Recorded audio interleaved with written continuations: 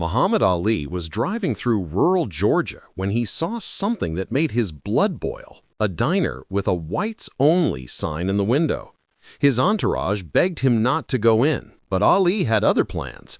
What he said to the owner in those next 10 minutes left the entire diner in tears.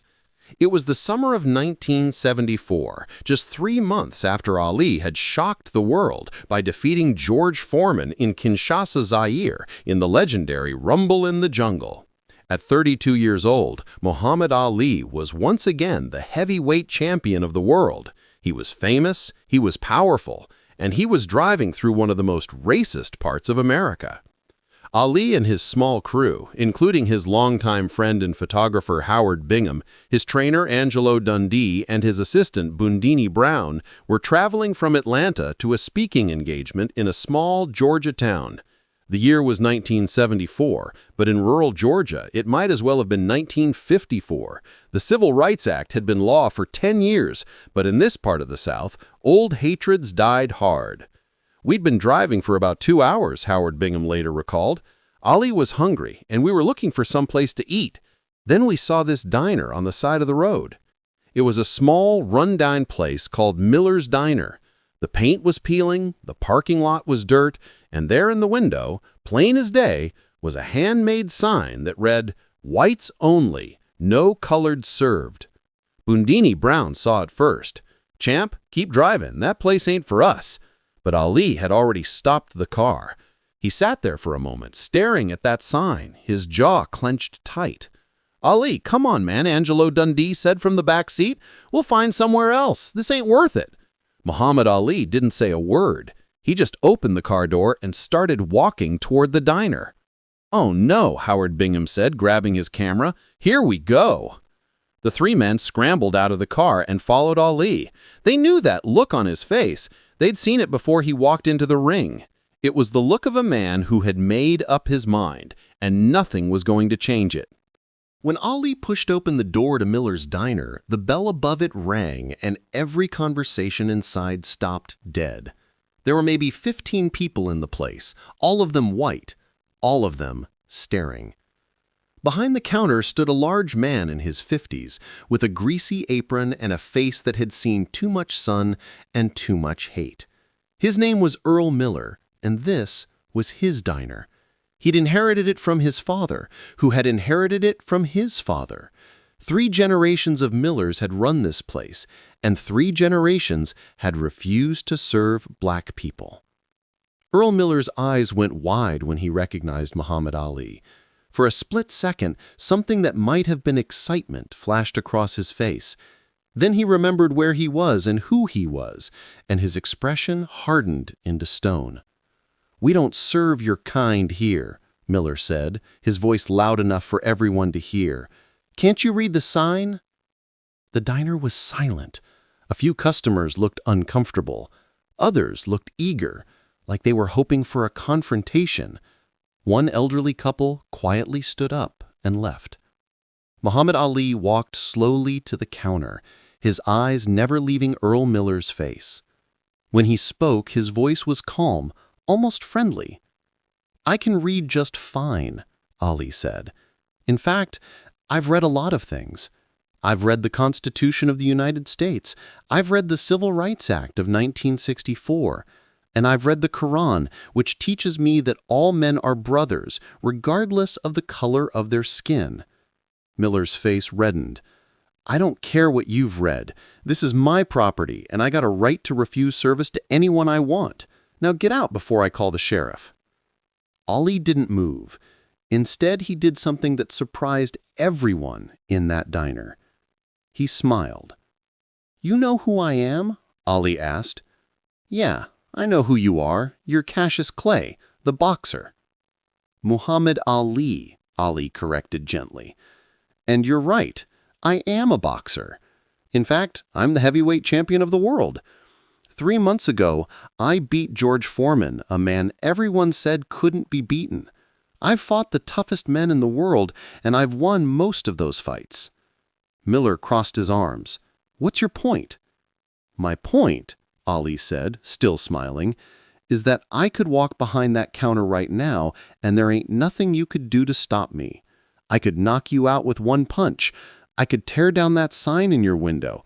I could make you regret every racist thing you've ever said or done." The tension in the diner was thick enough to cut.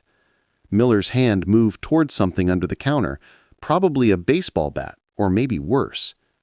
"But I'm not going to do that," Ollie continued, his voice still calm. "You know why?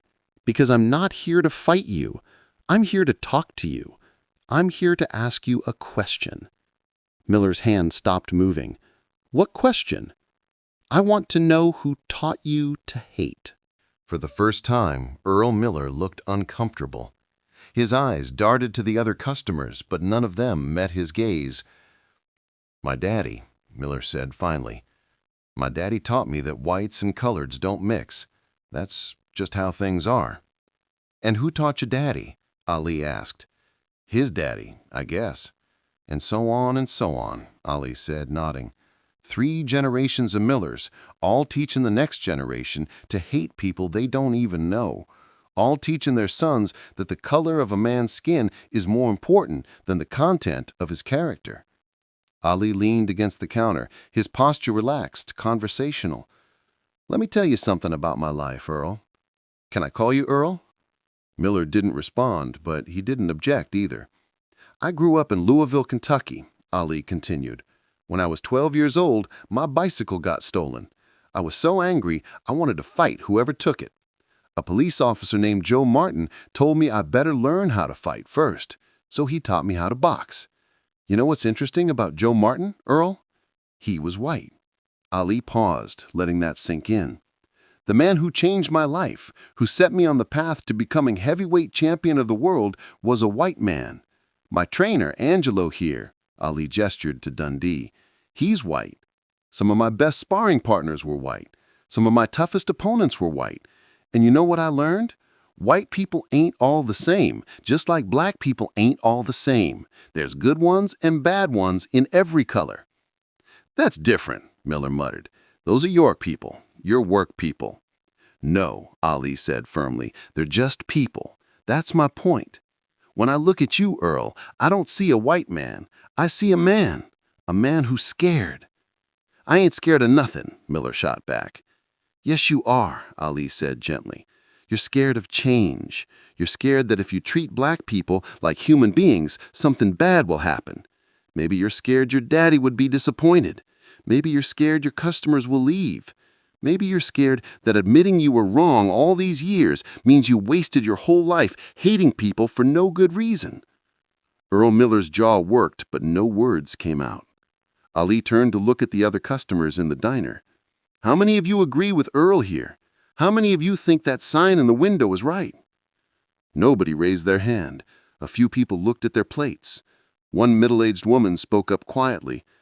"Earl, the law says you can't have that sign anymore." "I don't care about the law," Miller said, but his voice had lost its conviction. Ali turned back to Miller. "Let me tell you what I see when I look at that sign, Earl. I see fear pretending to be strength. I see a man hiding behind his daddy's hate because he's too scared to think for himself. I see someone who could be better but chooses not to be." "I ain't scared of nothing," Miller said. "You're right, I don't," Ali agreed, "but I'd like to. See, here's what I believe, and this comes from my faith, from Islam. I believe that Allah created all people equal. I believe that the only thing that makes one person better than another is their actions, not their skin color. And I believe that it's never too late to change." Ali reached into his pocket and pulled out a $20 bill. He placed it on the counter. "I want to buy lunch for everyone in this diner," Ali said. "Black or white, it doesn't matter. I want everyone here to eat together, as equals, as human beings." Miller stared at the $20 bill like it was a snake. "I ain't taking your money," he said. "Why not?" Ali asked. "Is it because I'm black? Because I thought money didn't have a color." A few people in the diner actually laughed at that. The tension was beginning to break. Ali leaned in closer, his voice dropping so only Miller could hear. "Earl, I'm going to tell you something, and I want you to really hear me.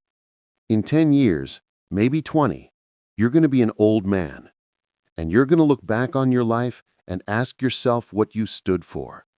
Are you going to be proud that you kept a racist sign in your window? Are you going to tell your grandchildren that you once refused service to the heavyweight champion of the world because of the color of his skin? Or are you going to tell them about the day you changed, the day you chose to be better? Earl Miller's hands were shaking. His eyes were red. "I don't know how," he said quietly. "How to what?" Ollie asked. "I don't know how to change. This is all I've ever known." Ali smiled, and this time it was warm, genuine. "You start by taking down that sign." For a long moment, Earl Miller stood frozen. Then slowly, he walked from behind the counter. Every eye in the diner followed him as he went to the window, reached up, and tore down the whites-only sign. He crumpled it in his hands, walked to the trash can, and threw it away. When he turned back, there were tears running down his face. "I'm sorry," he said, and his voice broke. "I'm sorry for that sign. I'm sorry for turning people away. I'm sorry for being a hateful man." Muhammad Ali walked over and put his hand on Earl Miller's shoulder. "That's the bravest thing I've seen all week," Ali said, "and I just fought George Foreman." The diner erupted in applause. People were crying, laughing, shaking their heads in disbelief.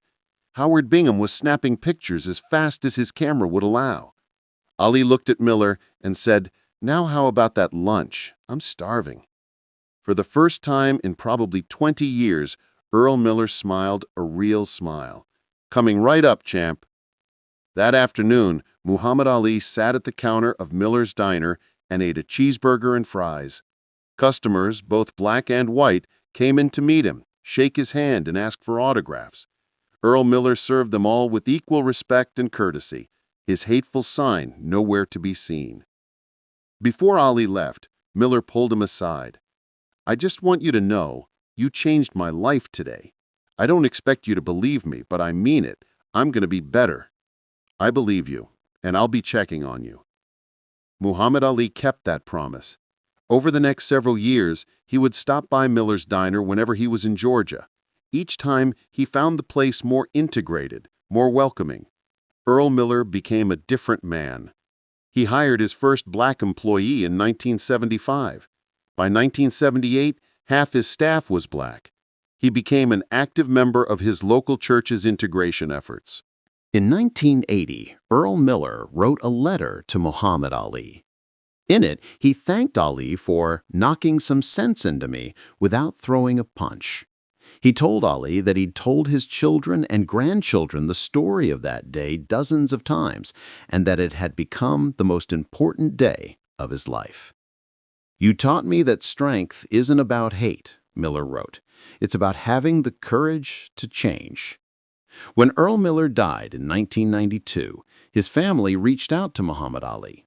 They told him that Miller's final wish was for Ali to know that the cheeseburger he'd eaten that day in 1974 was still the proudest meal Miller had ever served. The story of what happened at Miller's Diner spread throughout Georgia and beyond. Other establishment owners, seeing what Miller had done, began taking down their own racist signs. Some did it quietly, ashamed. Others did it publicly, proudly. Muhammad Ali never bragged about what happened that day. When reporters asked him about it, he would simply say, "I just had a conversation with a man. He did all the hard work." But those who were there knew the truth. Muhammad Ali had walked into a place of hate, armed with nothing but his words, his dignity, and his unshakable belief in the fundamental goodness of people. He had faced down racism not with his fists, but with his humanity. And he had won the kind of victory that matters more than any championship belt. Because anyone can knock a man down with violence, but it takes a true champion to lift a man up with words. Today, the building that once housed Miller's Diner still stands in rural Georgia. It's been converted into a community center. And on the wall, there's a plaque that reads, "On this site in 1974, Muhammad Ali taught us that the most powerful weapon against hate is not a fist, but an open heart. If this story moved you, share it with someone who needs to hear it. Because the fight against hate isn't won in a single moment. It's won in 1,000 small conversations, one changed mind at a time. And sometimes, all it takes is one person brave enough to walk through that door. Muhammad Ali showed us that you don't need to throw a punch to knock out hate. Sometimes all you need is the courage to speak the truth with love.